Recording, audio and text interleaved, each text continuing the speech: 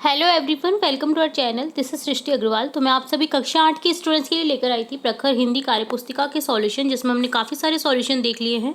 अब यहाँ पर हम कंटिन्यू देखेंगे आकलन 6 और आकलन 7 का सॉल्यूशन। तो दोनों ही आकलन के सॉल्यूशन हम इस पार्ट में देखने वाले हैं, तो वीडियो इंपॉर्टेंट होने वाला है आप सभी के लिए। तो स्टार्टिंग से लेकर एंड तक बने रहेगा इसी तरह मेरे साथ। सबसे पहले देखेंगे आकलन 6 का सॉल्यूशन, जिसमें क्वेश्चन है निम्नलिखित गद्यांश को पढ़कर प्रश्नों के उत्तर दीजिए। तो यहाँ पर एक गद्यांश दे रखा है जिसे अच्छे से आपको रीड करना है, जिससे रिलेटेड कुछ क्वेश्चन पूछे जाएंगे जिनके आपको आंसर करना है। तो यहाँ पर गद्यांश है, आज लाखों वर्षों से असंख्य मनुष्यों को कर्म और सिफारिश के आधार पर स्वर्ग और नर्क में स्थान अलॉट करते आ रहे थे, पर ऐसा कभी नहीं हुआ था। सामने चित्रगुप्त बैठे थे, बार बार चश्मा पीछे अंगुली में थूक लगा, पन्ने पलट रजिस्टर देख रहे थे। गलती पकड़ में ही नहीं आ रही थी। आखिर खींच कर रजिस्टर इतने जोर से बंद किया कि एक मक्खी चपेट में आ गई। उसे निकालते हुए बोले, महाराज कुछ समझ में ही नहीं आता। 5 दिन पहले भोला राम के जीव ने देह त्यागी, पर अभी तक यहाँ नहीं आया। तो यहाँ पर क्वेश्चन फर्स्ट है, मनुष्य को स्वर्ग और नर्क में स्थान मिलता है, किसके कारण मिलता है? कर्म और सिफारिश के कारण। दिए गए शब्दों को अलग अलग भाषा में लिखिए। खींचना को घर की भाषा मातृभाषा में बोलेंगे झल्लाना, मक्खी को बोलेंगे मक्खी या फिर हाउस फ्लाई अंग्रेजी में। देह को बोलेंगे शरीर, अंग्रेजी में बोलेंगे बॉडी। सामने घर की लैंग्वेज में सामने ही बोलेंगे और अंग्रेजी में बोलेंगे फ्रंट। दिए गए वाक्यों को सही क्रम में लिखिए। तो यहाँ पर आपको वाक्यों को सही क्रम में लिखना है, जो कि हो जाएगा जैसे अभी तक यहाँ नहीं आया पूर्णविराम, मुझे कुछ समझ नहीं आता पूर्णविराम, बाड़ी में बकरी आ गई पूर्णविराम, सामने दादी जी बैठे थे पूर्णविराम। गद्यांश में आए निम्न शब्दों का अर्थ लिखिए। त्यागना का हो जाता है छोड़ना, खींचकर होता है झल्लाकर, असंख्य का होता है अगणित, सिफारिश का होता है खुशामद। प्रदूषण दूर करने के लिए हम क्या क्या उपाय कर सकते हैं? तो प्रदूषण दूर करने के लिए हम जनसंख्या पर नियंत्रण, धूम्रपान नियंत्रण, पेड़ पौधों की संख्या बढ़ाना, कारखानों में चिमनियों पर फिल्टर लगाना, कचरा यथा स्थान या कचरे पात्र में डाल करके हम प्रदूषण को कम कर सकते हैं।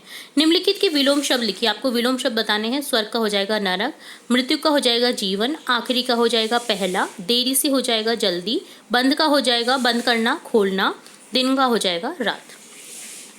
नेक्स्ट क्वेश्चन 7th है, रिक्त स्थानों की पूर्ति कीजिए। आखिर रिक्त स्थान रजिस्टर बंद कर दिया, आखिर खींच कर रजिस्टर बंद कर दिया। देखा कि एक मक्खी चपेट में आ गई। 5 दिन पहले भोलाराम के जीव ने क्या त्यागी? देह त्यागी, वह अभी तक यहाँ नहीं आया। तो इस तरह से डन होता है आकलन 6 का सॉल्यूशन। अब देखेंगे आकलन 7, जिसमें क्वेश्चन है नीचे लिखिए शब्दों को शब्दकोश के अनुसार लिखिए। शब्दकोश के अकॉर्डिंग लिखना है आपको। तो यहाँ पर हम इंग्लिश शब्दकोश का यूज करेंगे, हिंदी का शब्दकोश आजकल यूज नहीं किया जाता है किसी भी जगह। तो यहाँ पर देखिए सबसे पहले आ जाएगा अलवर, देन आ जाएगा भरतपुर, देन आ जाएगा बीकानेर, देन दौसा, देन आ जाएगा जयपुर, देन आ जाएगा जोधपुर, देन आ जाएगा पाली और लास्ट में आ जाएगा उदयपुर। नेक्स्ट नीचे लिखे वाक्य किसी काल में लिखे हैं। आप वाक्यों को शेष 2 कालों में बदल कर लिखिए। अगर आपको भूतकाल में दे रखा है तो वर्तमान भविष्य काल में लिखना है, और भविष्य काल में दे रखा है तो वर्तमान भूतकाल में लिखना है, वर्तमान काल में दे रखा है तो भूतकाल और भविष्य काल में लिखना है। तो यहाँ पर है कमरा बहुत बड़ा है आ रहा है, तो ये वर्तमान काल का सेंटेंस है। अब हम इसे भूतकाल और भविष्य काल में बदलेंगे, जिसका हो जाएगा कमरा बहुत बड़ा था भूतकाल, कमरा बहुत बड़ा होगा भविष्य काल। बच्चा रोता रोता बोला, तो यहाँ पर हो जाएगा बोला, यानी बोला गया था उसके द्वारा, तो ये भूतकाल का सेंटेंस है। अब इसका वर्तमान और फ्यूचर टेंस भविष्य काल में बनाएंगे। बच्चा रोता रोता बोल रहा है, बच्चा रोता रोता बोलेगा। ठीक है, गा गेगी आता है भविष्य काल में, था थे ती आता है भूतकाल में, और है ही है या रहा है रही है रहे हैं ये सभी आते हैं वर्तमान काल में। अगला क्वेश्चन है, निम्नलिखित संवाद को आगे बढ़ाइए। संवाद को आपको आगे बढ़ाना है। सूरज बोल रहा है मैं सूरज हूँ, मेरे निकलने से ही दिन होता है। चांद बोल रहा है मेरा नाम चांद है, मैं तो भाई रात को निकलता हूँ। सूरज बोल रहा है मेरी रोशनी बहुत तेज है, जिसमें सब कुछ दिखाई देता है। चांद मेरी रोशनी कम है परंतु शीतलता प्रदान करती है। सूरज बोलता है मेरा आकार एक जैसा रहता है, चांद बोलता है मेरा आकार घटता बढ़ता है। सूरज बोलता है मैं एक तारा हूँ, चांद बोलता है मैं पृथ्वी का उपग्रह हूँ। तो आपको इसी तरह से संवाद को आगे बढ़ाना था।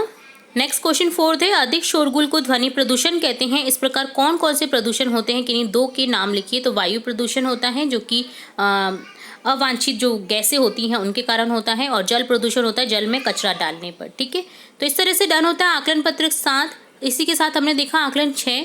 तो आगे के सॉल्यूशन भी देखेंगे और भी इंपॉर्टेंट वीडियोस आपकी कक्षा से रिलेटेड देखते रहेंगे।